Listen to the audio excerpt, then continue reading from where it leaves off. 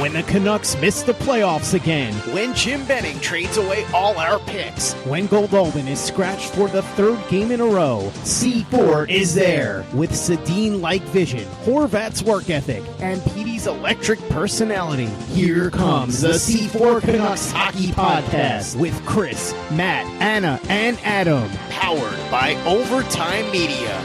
Welcome to the C4 podcast with me, Anna Forsyth, A Forsyth03. Missing in action, we have Chris Golden at Light4, Matt Lee at MattLee_61, and as always, Adam Obanel Carter at AdamFOC. But we are joined by guest host and friend of the show, TrevGoldie. Welcome to C4.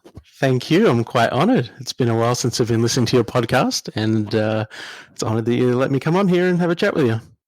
Yeah, well, all rules are off in this brave new world of lockdowns and Corona taking over. So, yeah, we've got right. Britain and Aussie on a Canucks hockey podcast because, yeah. Who would have thought, huh? It's like an Aussie and a Brit go into a Canadian bar, huh? Yeah, and something gets on someone's shoes or something. That's right, yeah. So, Trev, you're based down in the US, that's right? Yeah, I actually live down here in San Diego. I've been here for about 4 or 5 years, and the weather's always nice, that's for sure. It's a little bit different to Vancouver, but yeah, with this... Yeah, we don't always get the nice weather, it's true. No. But I did actually live in Vancouver I'd say about 12 years ago. I used to live up in Cole Harbour and Kitsilano for a little bit. So that's where I Cole Harbour, how fancy. Well, it was not as fancy. I was quite lucky. I had a roommate who pretty much paid most of the rent. He just wanted someone else to hang out with. So. Well, that's nice. Yeah. So that's... is that your Canucks fan origin story? Yeah, so I actually, when I moved to Vancouver, I moved in with some friends of mine, some mates, and they introduced me to sort of hockey. I wasn't really so interested in it, and I was managing at a bar in downtown there, and the owner of the bar, he had Canucks tickets right behind the players' bench. So he said, "Hey, one night, do you want to come down and watch a game?" And I said, "Yeah, sure, righto, no worries." So we get down there, we watch the game. After that, I was sold. I was like, that's it. Love hockey, love the Canucks. You know, Henrik, Hank Sedin, Longo, all those guys. I loved all of it. And ever since then, I've been a big fan. I've sort of moved around a bit, but always been a Canucks fan. I always try to get up there, two times a year at least to watch games or travel out to games as well. Yeah, so that was 2008. Was that your first? Yeah, around 2008. Yeah, I was out there. So, it was kind of it was not a bad season either. So that's all right. Yeah. So we've got to mention the elephant in the room, the big old coronavirus. How's the situation down in Southern California? We are on lockdown in every sense of the word. It's you got your pharmacies and your grocery stores and laundromats are open. Restaurants are open just for curbside pickup, but to be honest, it's really strange at night if you go out to get gas or something like that, or go to the grocery store. It's just it's like The Walking Dead. It's like out of a zombie movie. Just nobody about. It's kind of eerie at night sometimes. Yeah, that's spooky. We're not quite there yet, and Vancouver probably might be on lockdown sometime soon. But yeah, it's a bit weird because the weather's been so nice. I live by the beach, and it's been a bit unnerving actually, just seeing the amount of people that are still out in big groups, despite sort of everyone telling them not to be. Well, yeah. That's kind of the thing, even back in Australia in the last week or so, a lot of the governments state and federal governments were, telling people to, hey, social distancing and whatnot, and people just started ignoring it, and now they've started going in lockdown. And even the state of Tasmania, which is the island down the bottom there, even they've gone into their own permanent border, closed their border. No one can come in or out unless, I think maybe unless you live there. Yeah, and that's, a lot of people in their lifetime have never even seen that before. So when that's starting to happen around the world, it becomes a whole new world, because this is something a lot of people haven't experienced in their lifetimes. No, it's completely different. I know some people. I actually have a friend from Tasmania who might say that state is on its own kind of version of lockdown anyway. But it's like Newfoundland for Australia, right? Yeah, exactly. Yeah. Or like maybe it's like Norfolk and Suffolk for East Anglia for England. It's kind of like their own long way away and their own way of doing things over there. Right. But yeah, we're remaining cheery, aren't we? We're like. Well, it's if everyone adheres to the rules, I think this thing will blow over pretty quick. It's just, people, no one likes to be in a lockdown in their house. So, but, we don't have hockey anymore, which kind of sucks. But I think you'll find a lot of people are finding other ways to make it a little bit more interesting and incorporate hockey still into their life every day. Yeah. So, speaking of, what have you been doing to pass the time? Have you been binging on anything? Gaming? I've been doing a bit of gaming here and there, playing a bit of NHL 19. Been watching a bit of yeah. I'm not very good at it, but my son, he's 6 years old and he mops the floor with me every day with it. So, but that's rough. 6. Yeah, I know, right? Yeah, I don't know. I don't know if that's a good thing or a bad thing, but no, I've been watching a little bit of some. I actually today watched this Australian movie called Crackerjack, which is an old movie from the 90s. It's about bowling, and I've started watching Westworld again, and it's a new season. I think there are a couple of episodes in, so of the new season, which is pretty good. So it sort of keeps passing the time, but. Other than that, really just been working. I'm able to work from home right now, work in healthcare in the US here, and it's definitely keeping us all on our toes, that's for sure. Oh, yeah, I bet. Yeah, I have not seen Westworld. I think that's filmed in Vancouver, though, right? I think they film it all. They probably do. I know a lot of the DC TV shows like The Flash and Arrow are all filmed in Vancouver, so... Yeah, and the surrounds. Yeah, I'm not much of a sci-fi person. I kind of like comedies, so last night I watched Feel Good, the whole first season. It wasn't great, but it wasn't good? It's not that great. It was Mae Martin, the stand-up. Mm-hmm. It's her like sitcom venture. It's fine, but not great. Wow. Speaking of Aussie content, though, have you seen Please Like Me? I haven't, no. Okay, I would recommend you get on that for your lockdown times, because that's one of my favorite TV shows ever. So I'm not sure if it's on Netflix, but I'll have to check it out. Yeah, absolutely. Yeah. Did you ever watch any Neighbours or Home and Away when you were in the UK? Did they ever watch that in Canada? I don't think they do. So, I mean, it's a British staple, especially Neighbours. Like, less so Home and Away, but, like, that was on Channel 5 and, like, which is the trash, trash channel. But, like, Neighbours is on the BBC, like, every single afternoon. And, yeah, it's a staple for so many people, so. Absolutely. I did watch the last... Sorry, you're right. No, go ahead. I have been watching Doctor Who, so that's another British show I don't mind. Oh, okay. Yeah, I'm not a sci-fi person, as you may be able to tell from my Westworld thing. Yep. But yeah, it's charming in its own kind of kitschy way. Mm-hmm. Yeah. So, but I think like everyone, all the listeners just need to jump on Off Topic and start giving recommendations, because I'm like reaching a point where I've caught up on a lot of things and I need some more. I think a really good show, they've only done the first season of it. It's on Amazon. It's called The Hunters. That's also a really good show. Very good twist at the end. Is that the one about the Nazi hunters? Yes. Yeah. I've heard such bad things about that, so really interesting. Yeah. Oh, I actually thought it wasn't too bad. It wasn't. It was entertaining. Hey, look, you know what? If everyone's in quarantine right now, and you got to be finding things to watch, it will grip you for a while. So. Okay.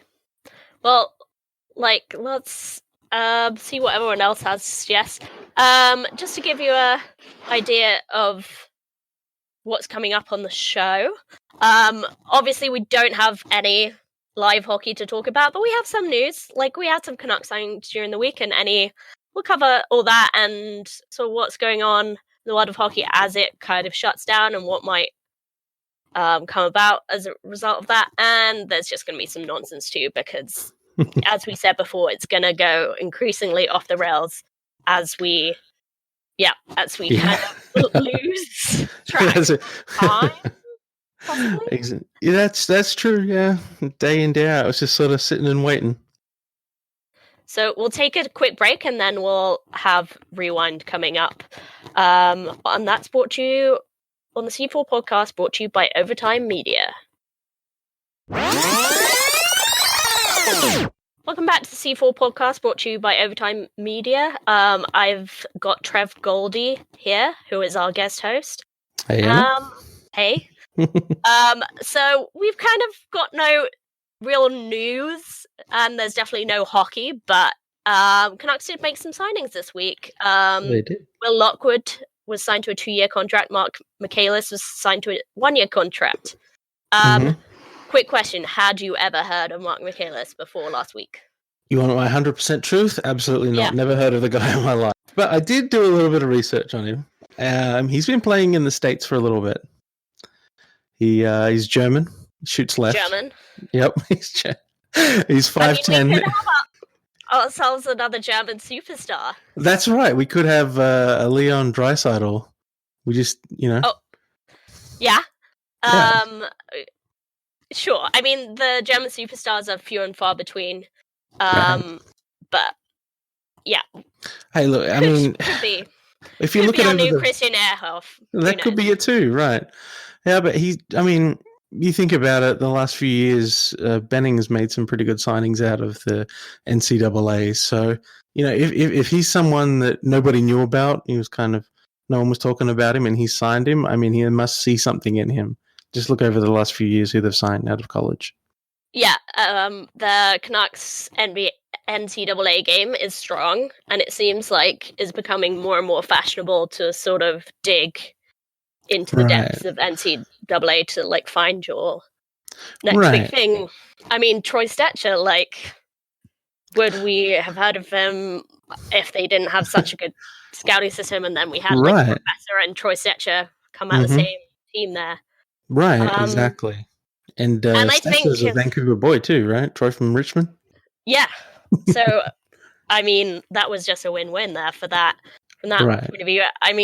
Jim has talked about Michaelis as sort of a playmaker. I think they see him on special teams, particularly the kill, which has definitely been off to a strong start this season. There's definitely a bit of a failing in the second half of the Canucks season. So well, he played 31 games. He had 20 goals, 24 assists for 44 points. So 44 points in 31 games in college is not too bad. Yeah, it's not to be sniffed at for sure. No, so they've clearly seen something in him. Yeah, and Minnesota's a good program, so and it's only a year, so I guess it's just a why not? He was a free agent, why not give it a go? And I think with who we've got coming up on the penalty kill and the power play, Cole Lind is a possibility down in Utica. I'm sure they see Brogan Rafferty as a playmaking defenseman to come up and do that as well, but really could use all the help they could get. Well, yeah, it takes an army, right? So, if he comes out and he's only signed for 1 year, look, he could go straight to the AHL, have an average season, and that would be the end of him after 1 year. No risk, right? However, if he, comes out, shines, kind of like Rafferty, well, then, hey, he'll probably get signed again, and then you never know what you're going to get. So, it's a low risk, high reward potential. Yeah, totally agree. And that's a good transition, actually, into Will Lockwood. Oh, yeah. He, at one stage a couple of years ago, looks like a lost cause. Very promising, and then had just so many injuries. Right, he had surgery, didn't he, as well? Yeah. And he was kind of a kid wonder at 15, and then was playing in the US program for a couple of years, and then we saw him get that injury at World Juniors, had to have surgery, and I think there was more injuries in his first couple of years at Michigan. Right. He played, what was it? This year he played 33 games, and last year he played 36. The year before that he played 16. So, yeah, you know, the 16-18 season, I think it was pretty injury riddled. Yes, for sure. But, you know, he, I think he got a couple, he did play with Quinn, though, at one. I think he did, yeah. He did play, I think, for one season, I think, with Quinn. So, hopefully, you know, the attitude and even the just watching Quinn play and playing with him would be a good learning opportunity. So I hope he took some of those lessons from her. I think as well. I see that he was a captain too of Michigan as well. So, you know, when he signed with the Canucks that day, Michigan put out on their Twitter page some highlights, and he's nothing to be sneezed at. The kid's good. And I think he also has a stamp of approval from Cam Robinson. Well, yeah, exactly. If Cam likes him, you know he's good. Like, yeah. I just like the noises coming out of him, like the fact that he kind of battled back from those serious injuries. I think shows great character. And he did say last year that, you know, he didn't want to sign. He wanted to finish his degree, which I think is important, actually. Yeah. Like, you know, you don't know where this career is going to take you. Exactly. It's great to have your education behind you. And then he said there's no way he would, you know, go and sign for someone else. Right. Like, after they've been so patient with him. So they've been patient. I think they were supporting him in certain ways as well. And I mean, not probably monetary because he's from NCAA, but I think they helped him along his progression. So I think he's a good signing by Benning. I think that we'll see a lot more to come from Will Lockwood. Yeah, I think so. I mean, like, not that I was happy to write him off, but he was a 3rd-round pick, ravaged by injuries. So if it didn't happen, it didn't happen. And, like, it's a coin flip at that stage anyway, so... Right. Well, he is only... What is he now? He's only 21 right now. So, you know, for him to already battle back from those injuries, what he had when he was 19. So the Canucks probably thought, well, you know, we'll give him a few more years to see how he goes, and when it's time to sign him, we'll sign him.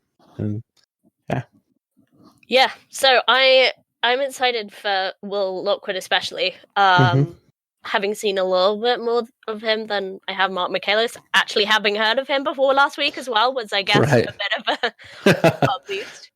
But yeah, like, I think even if he just ends up being, you know, a bottom 6 guy, I think that's still, like, that'll be pretty good value for absolutely, you know, injury ravaged 3rd-round pick. Like, right. You know, even, you know, a lot of there's supposed to be some sort of scale out there. How many 1st-round picks make it? How many 2nd-round picks make it? Once it gets to that 3rd round, and then it just falls off a cliff of how many actually make it. So, you know, you've got guys like, what was Adam Gaudette, the 2nd or 3rd-round pick? Was he a 5th? So you got guys like, you can be found. Yeah, definitely. And I think what Jim Benning likes to do is to throw a lot of different players into the mix at training camp. Right. And kind of get some scrap going and get that competitiveness going. Right. And just kind of see what comes out. I think, like, it's going to be a huge camp for, like, the top players at Utica, you know, your Brogan Rafferty's, your Cole Linds. Absolutely. Well, yeah, I think Cole Lynn was Boucher's time might be done, but and that's disappointing, though. I mean, the guy has had a number of shots, but he keeps just ripping up the AHL, and he just can't get that sniff. And I think the next team that he signs with, I don't know if he'll get re-signed. He might get a shot. He'll either bust again or he'll boom. He's a funny guy. That he seems too good for the AHL, which is what you want to see from those players. But once he gets up here, doesn't seem to be able to cope either. So he's a weird one. We'll definitely be keeping our eye on him. Absolutely. For sure. Yeah. So, by the way, Adam Gaudette is a 5th-round pick. You're right. Like wow. time I hear that stat, I feel like it goes out of my head because it doesn't make sense in my brain. Right. But yeah, he is a 5th-round pick. We did good with that one. Right. So yeah, that's about it for Canucks news. The only other news coming out of the hockey world is that today, on the Monday, the 23rd of March, the CHL has officially announced that the Memorial Cup is cancelled. So that's 102 years. They've never had to cancel it. That's disappointing. It's really disappointing, especially for like Kelowna, who was going to host the final, and just like the amount that it's going to cost them, and who knows when they'll get an opportunity again, and that's the sad thing, I guess. That's true, yeah. But to be honest, I'm not sure. Is a Memorial Cup, is that scheduled in different places 1, 2, 3 years in advance, or? No, so they actually haven't picked a place. They have for 2021. They do have it narrowed down. Okay. So Kelowna is obviously not part of that bidding process, having been awarded it this year. But right. It does seem strange that given that they haven't awarded it, why they can't make an exemption. Right. Yeah. I could have it there in 2021, but I guess it would be the right thing to do, but then there's a lot of different angles that you have to look at when putting on an event like that. Who else would be bidding on it? What else logistically, etc., would be an issue if they were to go back to Kelowna and not do it somewhere else. But if they haven't awarded it to someone else, and just under the circumstances, maybe that's something that they get on a round table and talk about again. Yeah, and obviously that's not an immediate concern, and they've just announced it today. No. So even by the time that comes out, they might have a plan for next year. Right. But obviously we're living in a strange world. We've said this time and time again. Right.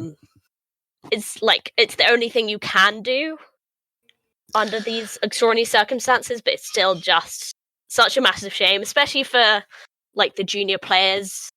Right. Like so many junior players that come through to the NHL talk about what a special time that is the Memorial Cup.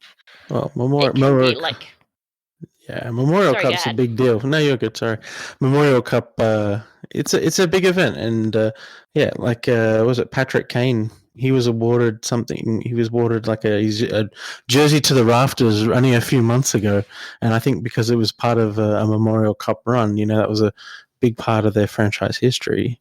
So some kids don't get past junior, so it is a very big deal, and to have these kids all of a sudden get that rip from underneath them, it's not only is it heartbreaking for the organizers, the town, the people who are going to be working this event, but it's also the kids who are going to be competing in that. It's a big deal.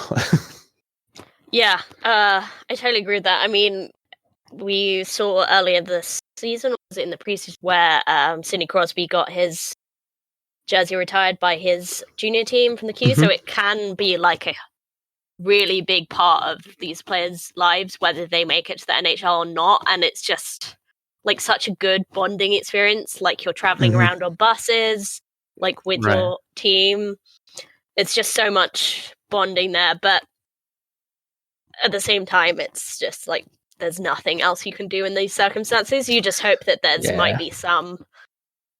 Yeah, it's unfortunate, but that's unfortunately how the world is going right now. And maybe they might turn around next year and say, look, we might have it back here in Kelowna. Yeah. So I think that's about it for Rewind. We'll be back after the break for some half full, half empty. Take hitting out of the game. You can't hit anymore, so don't do it. The unsportsmanlike conduct, I want to get an explanation on. No kidding. Because how do you get suspended for unsportsmanlike conduct? Plus interference. There's no interference there. He had the puck. Now, Madison never ever did that before. Now, why did he do it? And that because he was mad. Well, your early favorite for the Calder Trophy, that's for sure. Elias Pettersson, you might even say your early favorite for the Hart Trophy. Just to get back to your question, Elias is going to play plenty. He's going to get a lot of power play time. And, yeah, I'm concerned about our offense. We lost 200-point players, and we've got to find a way to score. back with C4 Podcast brought to you by Overtime Media with me, Anna Forsyth at aforsyth03. And TrevGoldie, what's your Twitter handle? Trevor Whitehead, at Trevor Whitehead. Okay. That's it. Cool. Simple. Everyone follow. Thank you. Yeah, for insights on Canucks and healthcare, maybe. That could be it. Yeah. Yeah. It's you guys, when's Adam coming back, by the way? Okay, I mean, look, okay, I'm going to sit this in the middle of the podcast, okay? Yep. All right. I don't know it is the answer. I mean, we all know that UBC classes are cancelled. I know that because, like, I work on campus. Right. So I guess they might be doing online, but I don't know if, like, Adam's been called in to, like, homeschool children who are not in school or something, but he's a busy boy, so I hope he's coming back soon, is the answer to that. But, like, if he can't do it in the apocalypse, when can he? Okay, he fair can enough. Do it on public holidays, apparently. Oh, okay then. When we don't record that. Okay. Grudge. Okay. We're gonna look at some of the wider issues affecting NHL. Let's just get on our soapboxes here and let's start calling people out. So, troubled times. The whole NHL season is cancelled for now, put on pause, whatever you want to call it. But, like, people that would be usually earning money in the arenas are not. Some people have, I would say the vast majority of teams have sort of put some plan in place or thought of a plan to go in place to help their staff. Canucks sort of have. From what I can see, it sounds like they've kind of got to apply for these sort of a grant money or whatnot through the Canucks. To be honest, I'm not 100% sure the intricate details of what the Aquilini family's put forward, though, because you see some of the other teams around the league. Some of their players have stepped up to help with the staff around.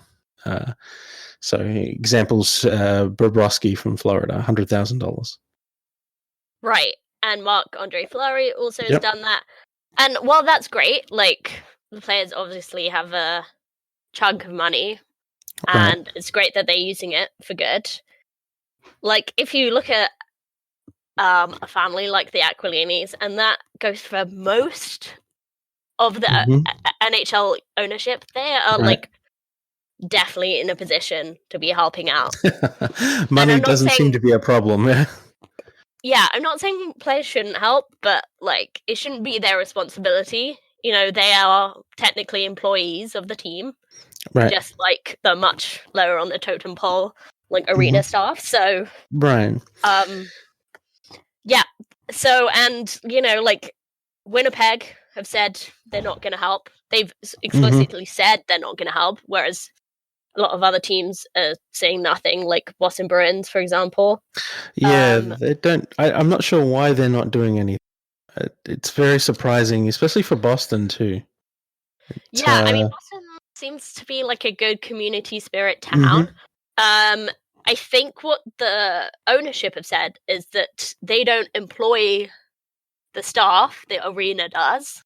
So it's unusual in that the arena is a separate corporate entity to the team. And I think the Celtics are the same because they all play in TD Garden, but it's TD Garden's separate entity. But it's not so much, you know, who is directly financially, legally responsible for these people, but, like, who is in a position to help and like, who is socially responsible for these people. Yeah, and it's ownership. Yeah, it's, look, you know, it's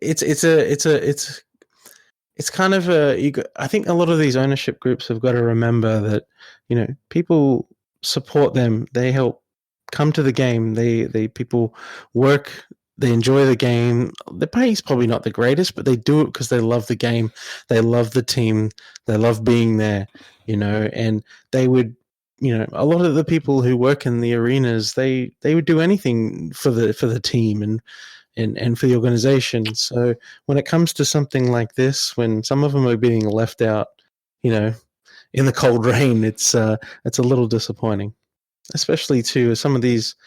I saw something about one of the owners of Winnipeg. He's one of the richest men in Canada. And, right. It just would be pocket change to help him out, even just to give him something. Yeah, I agree with that. I having worked in an arena myself is not the easiest work. Serving crowds of people in a rush who are just desperate to get back to their seats and all of that. It's a lot. And I just think that these are unusual circumstances, and sticking to doing the bare minimum is just pretty disappointing. Yeah, but you have some other great stories too, like Marc-Andre Fleury, like you said, Bobrovsky. They're all stepping up. Actually, you'll see not just the NHL though. You've got the minor league too, and the ECHL as well. You see people stepping up to help out their arenas, their players. I think the Spit and Chicklets gentleman, Paul Bissonnette, he's partnered with some people to start raising money for some of the players in the ECHL. You don't see a lot of the ownership doing that. Yeah, I could be wrong though, but yeah. No, that's great to hear, because obviously as you go lower and lower down the leagues, they're really, they're on peanuts compared to the NHL players. So having that taken away from them is, that's just a big financial blow. And as talking about the minor leagues, Utica have the Puck the Virus t-shirts. That's their initiative, because they don't have the Aquilini family to sort of help out the team. I think it's all local businesses who part own the team. Right. So that's a good campaign they're running, and people are getting behind it too. You just look on Twitter and you see some of the people who have been purchasing shirts and helping everybody out. In a time like this, people remember who help and who don't. Yes, I think Adam Gaudette, I want to say, bought one. There were a couple other Canucks players that I saw had bought one. It's definitely important. As much as we've moaned in the past about Utica being so far away, right? Blah, blah, blah, it's a great community out there, and they really love their team. Absolutely, yeah. So anything we can do could help. Right. I think that's puckthevirus.com. I think that's their website. There you go. Yeah, check that out. I think they're shipping worldwide. At least it's all over North America for sure. So absolutely, just because you're in Canada, you can still get the shirts. Right. So we will take advantage of our heroes in the delivery industry and order some shirts. Absolutely. On a less serious note, have you been enjoying the kind of fun Corona content that the Canucks have been putting out there every day? I have, absolutely. So, Petey, oh my God, we don't deserve Petey. I think even on the ice, now off the ice, we don't deserve him. It's that golf video just made me laugh, because I was just they're gonna do show one trick shot, and then it was just oh my God, he's made so many. He clearly was just I can imagine him messaging Derek Jory, the Canucks social media guy, and just be I have this great idea, and then just him and his buddies or whatever socially distanced pals he has, just having the best time recording that. Right. So I just thought it was really cute.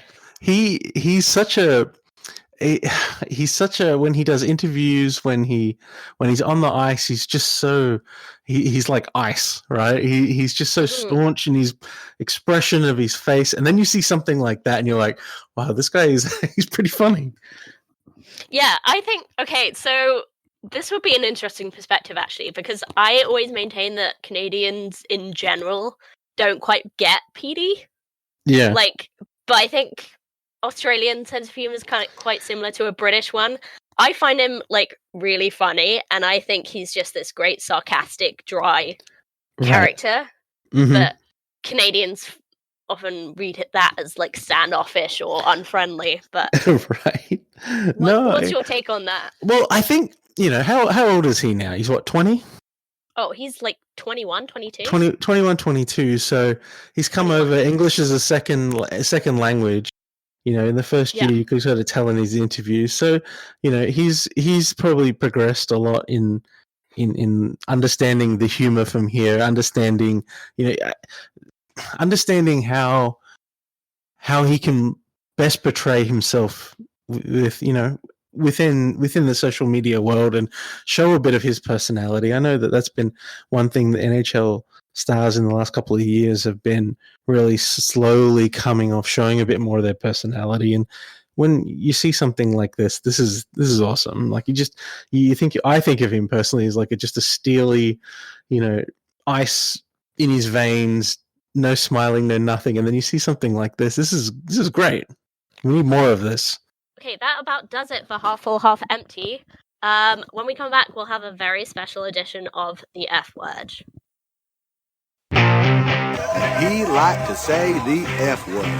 Oh, then get the here then. Okay, see ya. Right off. Is going to have the F word on it. I wish I could give you an explanation about it. I can't. You. Out of here. You said the F word, Dad. You called me the F word. Okay, welcome to this week's The F Word. So usually the F Word is a place where Adam can rant at the Canucks, and when Adam isn't here, we can, share our, things that we want to rant about the Canucks. But this week, the F stands for 4, and because we got a Brit and an Aussie and no one else is here to stop us, we're talking about cricket. Oh, yeah. Let's get our kookaburra out. Oh, hello. It's definitely a Duke ball. Oh, get out of here. Put that kookaburra away. No one else understands that. No one knows. So, much like all sports, cricket's just gone for the time being. Yeah. Which is very sad. But the Aussies were really hanging on to that hard. They were Sheffield Shield, I swear, was the last competition to go. Right. The state cricket, yeah. It's to be honest, it's disappointing. I mean, but they were having people still coming to the games though, even in the last few weeks. Wait, hello? What? Hello? Hi, sorry. It's sorry, my mic's not the best. Yeah, it's kind of weird. There's a joke going around English cricket that the best place to self-isolate is at county cricket because no one ever goes. But in Australia, it's still pretty popular to attend the cricket. That's still a popular pastime, right? Absolutely, yeah. People have I think introduction of one-day cricket has really 2020 cricket especially really brought back a lot of people that were leaving over the years. Australia had really good runs, especially against the English, I should say, in Ashes. I don't know how many times we beat them. A lot. And yeah, that was painful. But I think over the years cricket was sort of slumping a little bit because no one could go and watch a test match, for 5 days. Now with the 2020 cricket, it's people coming in for 3 or 4 hours, having a good time, playing lots of music, and then leaving with all in a pretty good time. Yeah, I think T20 cricket is just the best. Game when I was home this summer at Lord's, it was sold out crowd. Sussex, Surrey versus Middlesex, so London Derby, hugely popular, and Middlesex beat Surrey, and my brother supports Surrey, and he was there, so it was a great day. But Canadians, you really just should get onto T20 cricket. Is the most, you're completely missing out. All the stereotypes you think of cricket as sort of boring and slow, and nothing happens. The 2020 cricket is the opposite of that. It's big hitting, fast bowling. It's just the most exciting. But yeah, English 2020 cricket, I'd say, has been going from strength to strength. It had its most popular year ever last year, but one big factor against it was this new competition called the 100.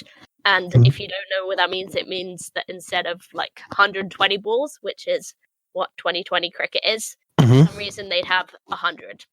So they just invented their own form of cricket for no real reason. Basically, Australians had their own 2020 competition, and England wanted to come up with something, so they just made up. They just copied? Yeah, and made it worse. I know.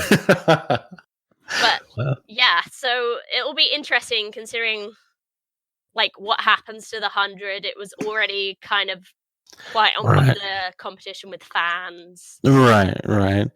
I mean, everyone else is playing 2020 around the world. India, Sri Lanka, Australia, New Zealand, Caribbean. And to bring their own sort of version to it. I understand what they were trying to do, but it's not. It didn't work. Yeah, we'll see kind of what happens to it, but it was already quite maligned before this kind of delay. But as it stands, I know David Warner's just pulled out, who is a huge name in favor of some Australian games. So I think that's going to happen more and more. And just cricket is one of those sports that just especially in England, just needs all the help it can get. And all right. Coronavirus really hasn't helped. Yeah. Well, when when you've got, as I said, but I think cricket on the whole, not just the UK, all around the world, other than the subcontinent like Sri Lanka, India, it was in decline. They needed something, and I think 2020 has brought it back, given cricket a revive. More kids are wanting to play it when they see these quick, short, hitting the balls out of the park, for sixes. It's something that's a bit more easy to palate than watching 5-day games. Yeah, definitely. And I think with England's success in the World Cup, kind of this year was the ideal year to build on that. Right. And unfortunately, this virus, obviously that's no one's fault, but it's just come at the worst time possible to for it Right. But it will rebound. It's stood the test of time. Yeah. That's true. I know in Australia is what do you say? Aussie rules was the more popular sport. Australian rules football. Yeah, it's one of the most popular games to go and watch live. They've only just shut it down now. Yesterday, I think, wasn't it? Yeah, and I think I think they went a little, and the other thing too, the other soccer as well, the Australian Soccer League there too. They were still going as well, and I think they were getting a lot of heat from the public to close it down, but or cancel, even suspend it just because of the virus. But they kept going for the longest time, and I think maybe even the government might have even stepped in and just sort of said, "Hey, this is probably not a good idea." Well, it kind of goes back to what we said before about the general public. It's kind of weird expecting them to comply by all these social distancing rules and right, say take it seriously when professional sports aren't really either. Right. Yeah, it's like the NHL, probably like the English Premier League and the cricket leagues around the world. It's you have to. Unfortunately, it's something they have to suspend for now. It's a lot of jobs. Same deal with Australian rules football, rugby league, rugby union, cricket. Same. It's the same as the NHL. They're going to lose a lot of money, but what's more important is the health. Of people. It's bigger than the sport, that's for sure. Right. We just both got to hope that the sport that we care about, no one else in C4 seems to care about, but we do. We hope it comes back a little stronger. Absolutely. I think we, NHL, AFL, Aussie rules, the Aussie rules too. That's a big deal in Australia, especially they have massive TV ratings. They'll have massive crowds. You'll get 40, 50, 60, 70, 80,000 people depending on the location to games. And so when that amount of sport is gone, it's not good. Yeah. Yeah, I think maybe about 80% of the staff at the Australian Football League, the AFL headquarters, was stood down, and they also had pay cuts to all the arenas. So, Yeah, it's really uncertain times. So, yeah, I think we're about a month away from knowing where the way out of this is. So, right. I think it will be all right, though. I think this will pass. But you've heard it here first, ladies and gents. That's about it for the F word. Guys, you've suffered listening to cricket for long enough. So, we'll close out with some bits and bobs. Sorry if I just weaved through that. No, you're fine. End it like Beckham recap. Oh my god, I haven't watched that movie in a while. Okay. 3, 2, 1. Okay, well, that's about it from the C4 podcast. We'll just close out with a few final thoughts. Did C4 at the movies that came back this week. Thanks to anyone that tuned in and watched along or caught up later with It Like Beckham. Have you seen that movie, Trev? A long time ago. It was entertaining, if I recall. But I never watched it again. Ringing endorsement. No, it was a good movie back in the day, a while back. But each to their own, right? Yeah, that movie. So it was filmed like a couple minutes from where I grew up. It's about like girl soccer players. So that was me growing up. Like all I dreamed about was playing for Arsenal when I was a kid. Turns out I'm bad at football, so that wasn't going to work out. But I was obsessed at the time. So yeah, that movie is just like really nostalgic to me. So I recommend a rewatch and read my tweets along with it. Oh, excellent. But what sort of, not a huge Bennett like Beckham fan, I can tell. So what are your more like sport movies? There's a few I did like, and I think it's a bit of a classic, Sandlot, if you want to call that a sporting movie, the Sandlot Kids. So I haven't seen that. You haven't seen Sandlot? I haven't seen it. Yeah, Anna Forsyth. I mean, this whole thing was started because I'd seen so few sports movies, like including no hockey movies. Right. So this is about baseball, yes? It's about baseball, yeah. Kids who play in an area, like a local team. I can't really give too much. It's really funny. It's one of those sort of 90s kind of movies that you kind of grow up watching as a kid. I think it's really heartfelt. There's a lot of funny moments in it. I don't want to give too much away, but it's definitely one of those movies where you will probably watch it 3 or 4 times. It doesn't matter what type of genre you like. It's good. It's really worth a look. Another good one, if you haven't seen it, is Cool Runnings. I like that one. Cool Runnings is the best. That is a really funny movie. And what's another one? Dodge. I don't know. Look, is this a sporting movie? Dodgeball. I mean, sure, because it follows that kind of structure of like a team, an underdog team battling against the odds, and they're in that tournament. I've seen it once, maybe 1.5 times. It was fine. Yeah, but it was entertaining. It's entertaining. And another movie, kind of that it same sort of breath. Is The Wrestler. It's not exactly a sporting movie per se, and I'm not personally into wrestling at all. I'm not a big fan, but I thought that was a great movie. I thought that was pretty good. Mickey Rourke, sort of like a comeback. So right, yeah. No, I do want to see that for sure. The Wrestler and whatever the other one was with Christian Bale. That's right, yeah. What's that called? Oh, the one with Christian Bale. Wasn't that Fighter or something. Fighter or something. Yeah, Jeremy Renner, I think, was in it, wasn't he? Sure. Okay. But like both of those movies, I will probably watch on my own time and not for C4 at the movies because it's kind of hard being like witty and like funny. Watch Sandlot then. Watch the Sandlot. I think that would be my shot. That or best hockey movie, Goon, hands down. Right, I did Goon already. It was good. I enjoyed Goon a lot. Definitely better than those stupid Mighty Ducks movies. Oh, hang on a minute. Hold on there. You as a adopted Southern Californian, do you feel like protective over those movies? Not really.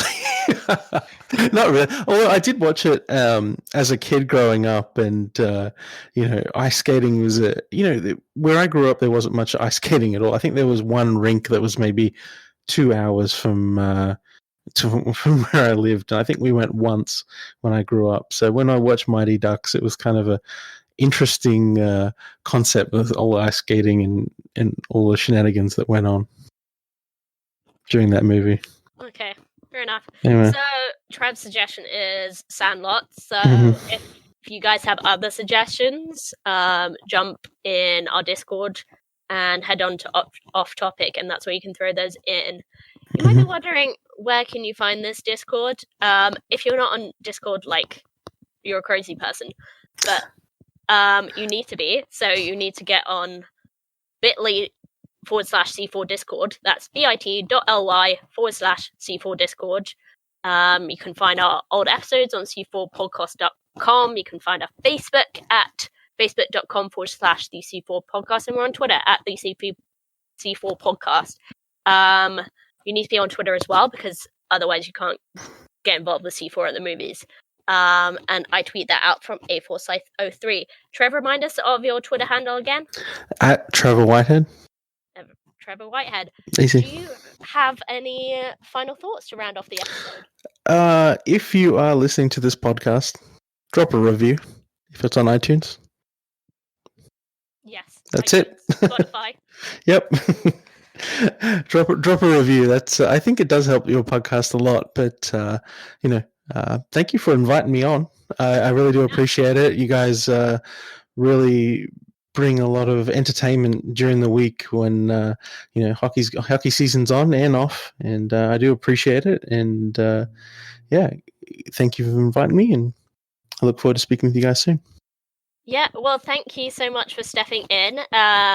All my co-hosts abandoned me, so we definitely appreciate Trev stepping in to help.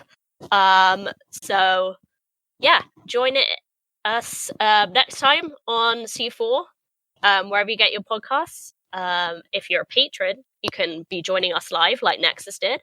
That's on patreon.com/C4 podcast. That's how you listen live. Thanks for joining us, Trev, and with the immortal 2 words that I don't normally get to say, we out.